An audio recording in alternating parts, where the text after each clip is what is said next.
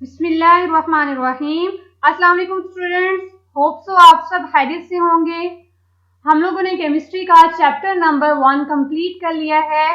अब हम लोग मूव करते हैं चैप्टर नंबर 2 पे। माय नेम इज किरण शहजादी। तो बच्चों, चैप्टर नंबर 2 हमारा है एटॉमिक स्ट्रक्चर का। ठीक है, एटॉमिक स्ट्रक्चर का जो कॉन्सेप्ट है वो बहुत इंपॉर्टेंट कॉन्सेप्ट है और बहुत पुराना कॉन्सेप्ट है।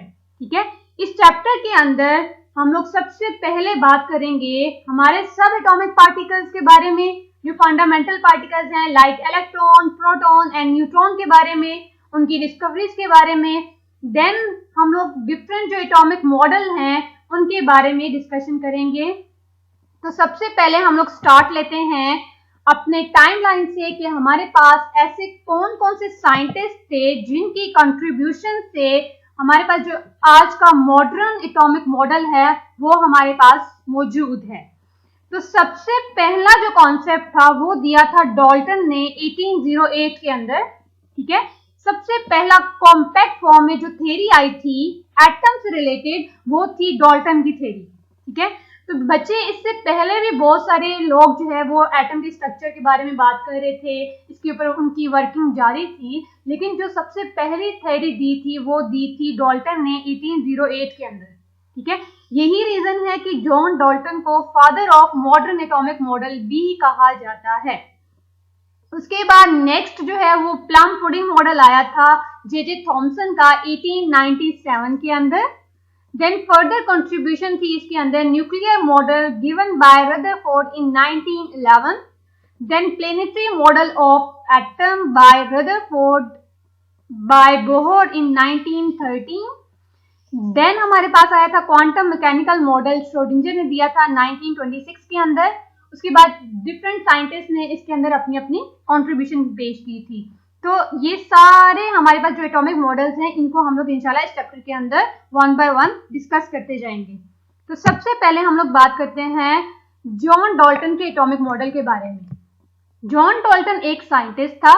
इसने ये कहा था कि एटम ऐसा स्मॉलेस्ट पार्टिकल है मैटर का, फंडामेंटल पार्टिकल है जिसको हम लोग फर्दर डिवाइड नहीं कर सकते। ठीक है, ये इंडिविजिबल है, इसको डिवाइड नहीं किया जा सकता अकॉर्डिंग टू जॉन डॉल्टन। अब ये जो जॉन डॉल्टन का कॉन्सेप्ट था ये तकरीबन 70 से 80 साल तक वैलिड रहा और लोग इसको मान भी रहे थे कि हमारे पास एटम एक सॉलिड स्फीयर है, इसको फर्दर किसी भी स्मॉलेस्ट पार्टिकल के अंदर डिवाइड नहीं किया जा सकता। अब ये जो वर्ड है एटम, ये कहाँ से डिराइव हुआ है? ये डिराइव हुआ है from the Greek word which means not, A mean not, Tom mean cut, मतलब कि ऐसा स्मॉलेस्ट पार्टिकल जिसको फर्दर कट डाउन नहीं किया जा सकता। अब इस कॉन्सेप्ट के अंदर सबसे बड़ा ब्रेक थ्रू कब आया? जब हमारे पास जो एटम के सब एटॉमिक पार्टिकल्स हैं like electron, proton and neutron, उनकी डिस्कवरीज होना स्टार्ट हुई। तो इसका सबसे बड़ा क्रेडिट जाता है जे थॉमसन को। जे थॉमसन ने क्या कहा? जे थॉमसन ने ये कहा कि एटम को डिवाइड किया जा सकता है, एटम इज डिविजिबल। तो उस टाइम ये क्वेश्चन अराइज हुआ कि अगर एटम को हम लोग डिवाइड कर सकते हैं तो ऐसे कौन कौन से पार्टिकल्स हैं, सब एटॉमिक पार्टिकल्स, जो कि एटम के अंदर एग्जिस्ट करते हैं। अगर हम लोग मॉडर्न दौर की बात करें तो आज के दौर में अब तक हमारे पास टोटल 100 पार्टिकल्स, सब एटॉमिक पार्टिकल्स जो हैं वो डिस्कवर हो चुके हैं। लेकिन हम लोगों ने जो डिस्कस करने हैं वो हमारे पास है इलेक्ट्रॉन, प्रोटॉन एंड न्यूट्रॉन। इनके डिस्कवरीज और इनकी प्रॉपर्टीज को हम लोग इंशाल्लाह 1 बाय 1 डिस्कस करते जाएंगे। तो सबसे पहले जो डिस्कवरी हुई थी वो हुई थी इलेक्ट्रॉन की बाय जे थॉमसन। तो बच्चे, इसका जो क्रेडिट जाता है इलेक्ट्रॉन की डिस्कवरी का वो जाता है जे थॉमसन को, लेकिन सारा क्रेडिट इसको हम लोग नहीं देंगे क्योंकि ये हमारे पास एक कलेक्टिव एफर्ट थी। उस टाइम डिफरेंट साइंटिस्ट जो है इन्हीं एटम के स्ट्रक्चर के ऊपर वर्किंग कर रहे थे।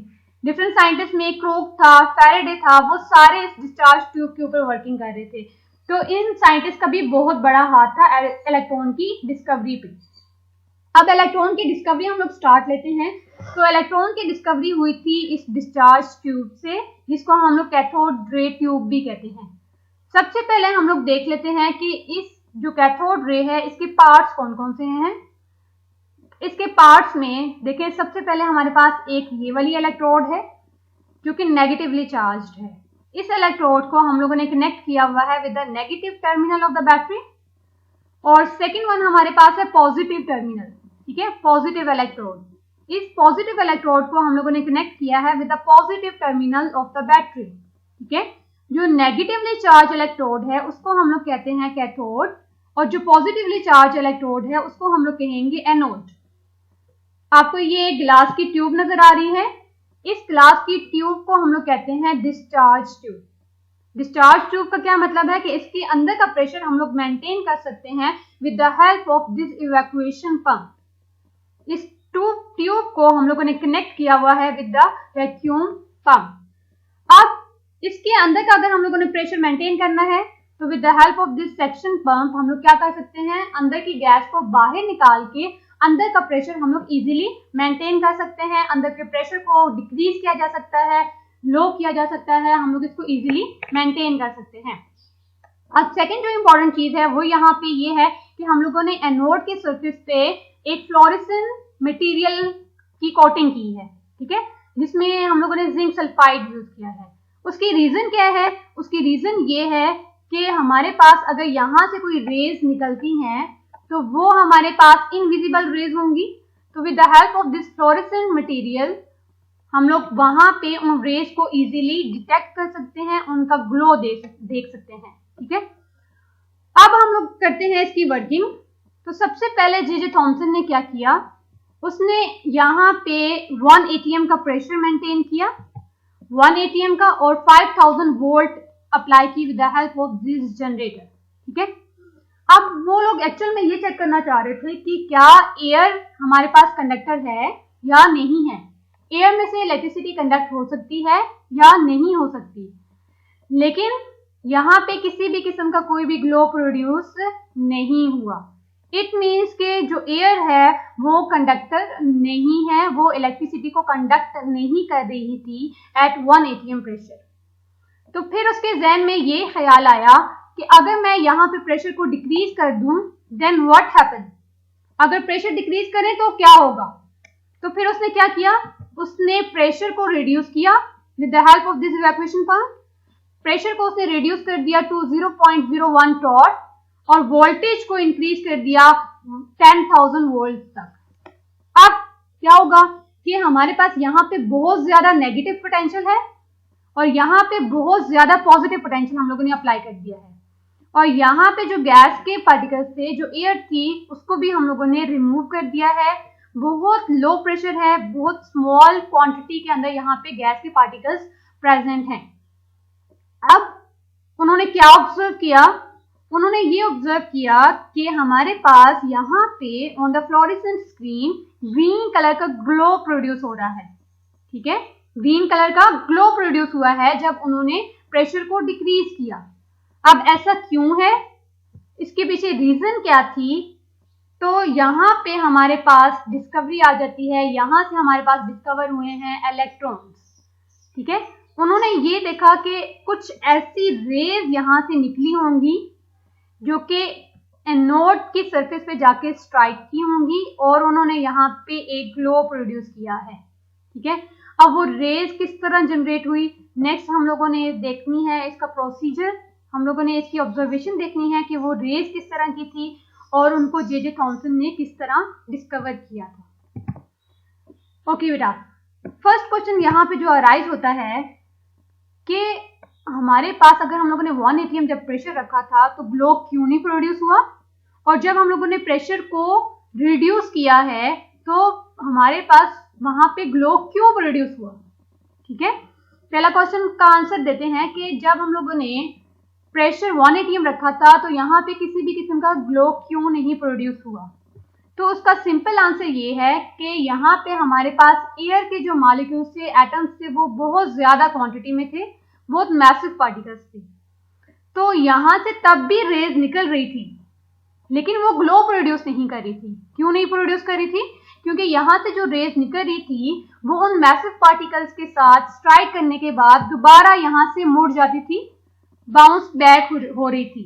ठीक है, क्योंकि यहाँ पे हमारे पास जो एयर का प्रेशर था, एयर के जो पार्टिकल्स थे वो बहुत ज्यादा क्वांटिटी में थे, तो यहाँ से जो भी रेज निकल रही थी वो दोबारा यहाँ से बाउंस बैक हो रही थी। इस वजह से हमें किसी भी किस्म का कोई भी ग्लो प्रोड्यूस या दिखाई नहीं दे रहा था एट हाई प्रेशर। लेकिन हम लोगों ने जैसे ही प्रेशर को रिड्यूस किया तो हमें यहाँ पे ग्रीन कलर का ग्लो नजर आया। अब सेकंड जो मोस्ट इंपॉर्टेंट क्वेश्चन है इससे रिलेटेड वो ये है कि हमें ग्लो क्यों नजर आया। ठीक है, तो उसकी सिंपल रीजन ये है कि जब हम लोग प्रेशर को रिड्यूस कर देते हैं तो हमारे पास जो नंबर ऑफ गैसियस पार्टिकल्स थे वो भी बहुत कम क्वांटिटी में रह जाएंगे। ठीक है, तो जब हम लोगों ने इसको बहुत ज्यादा नेगेटिव पोटेंशियल अप्लाई किया तो यहाँ से जो रेज निकलेंगी वो बहुत फास्टली ट्रेवल करके जब गैस के पार्टिकल्स गैस के एटम के साथ स्ट्राइक कर रही थी तो स्ट्राइक करने के बाद वो जो गैस के इलेक्ट्रॉन्स थी उनको भी एक्साइट करवा रही थी, उसको भी आयोनाइज करवा रही थी। जो गैस के पार्टिकल्स थी उनकी भी आयोनाइजेशन करवा रही थी। तो जो आयोनाइजेशन हो रही थी, आयोनाइजेशन से जो इलेक्ट्रॉन्स प्रोड्यूस हो रहे थे वो इलेक्ट्रॉन्स ट्रेवल करके जा रहे थे टुवर्ड द एनोड। अब यहाँ से ये वाली रेज भी और ये वाले जो हमारे पास इलेक्ट्रॉन्स थे ये सारे के सारे ट्रेवल करके जा रहे हैं टुवर्ड द एनोड। एनोड का जो पॉजिटिव पोटेंशियल है वो बहुत ज्यादा है, तो वो इन रेज को अपनी तरफ खींच रहा था। तो इस वजह से ये जो फ्लोरेसेंस स्क्रीन है यहाँ पे हमें ग्रीन कलर का ग्लो प्रोड्यूस हुआ है, ग्रीन कलर का ग्लो नजर आ रहा था। ठीक है, अब यहाँ पे बेटा दो सोर्सेस हैं इलेक्ट्रॉन्स के रेज के। ठीक है, कौन कौन सा? एक आपके पास कैथोड की सरफेस है और एक आपके पास जो गैस के पार्टिकल्स हैं वो भी आपके पास इलेक्ट्रॉन और रेज जनरेट कर रहे हैं। तो उस टाइम जॉन जो हमारे पास जे थॉमसन था उसने इन रेज को क्या नाम दिया? उसने इन रेज को कैथोड रेज का नाम दिया, क्योंकि ये पार्टिकल्स इतने छोटे थे कि ये हमें नजर तो नहीं आ रहे थे, जस्ट हमें एक ग्लो नजर आ रहा था। तो इस वजह से उसने इनको रेज का नाम दे दिया, कैथोड रेज का नाम दे दिया। और सेकेंडली ये हमारे पास कैथोड से ट्रेवल करके जा रहे थे toward the anode that is positively charged.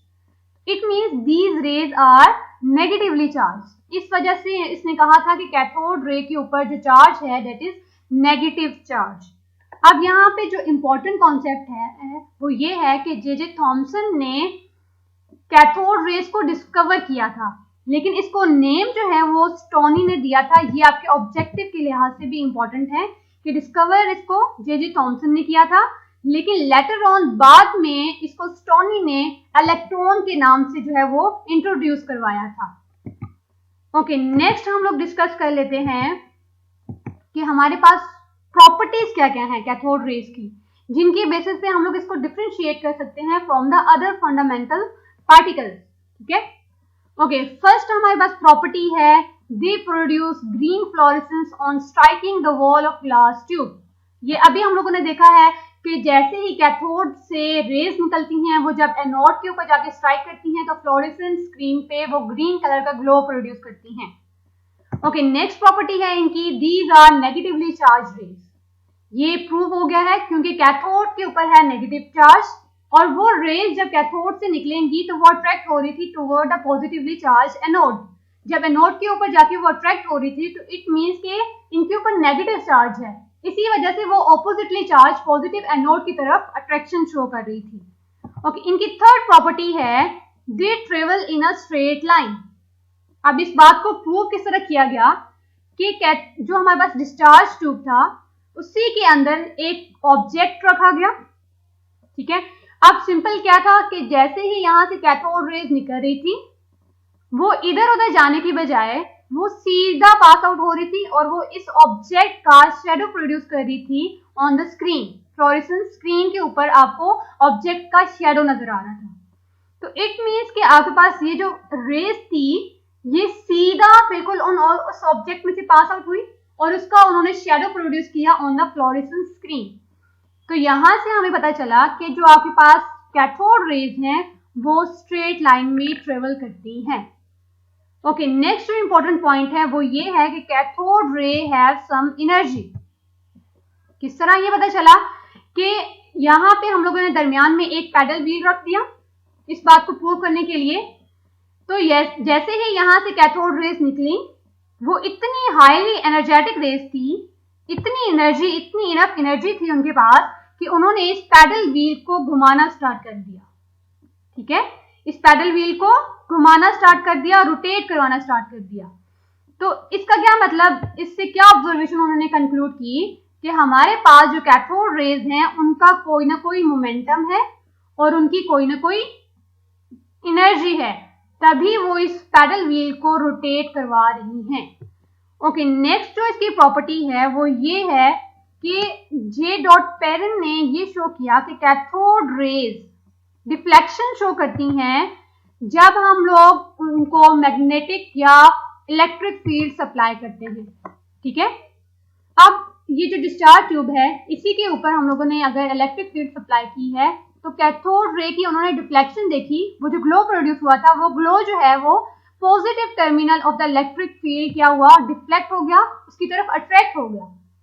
तो यहां से उन्होंने ये कंक्लूड किया कि हमारे पास कैथोड से कोई नेगेटिवली चार्ज रेज निकल रही थी जो कि positive terminal of electric field की तरफ क्या होगी, अट्रैक्ट होगी। उन्होंने यहाँ पे डिफ्लेक्शन शो की है। ठीक है, उसके बाद नेक्स्ट जो इंपॉर्टेंट पॉइंट है वो ये है कि they are deflected in the magnetic field.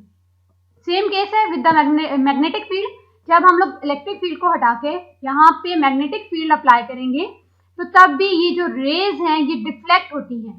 ठीक है, डिफ्लेक्शन शो करती हैं। जब ये डिफ्लेक्ट हो रही हैं तो it means these cathode rays are charged particles.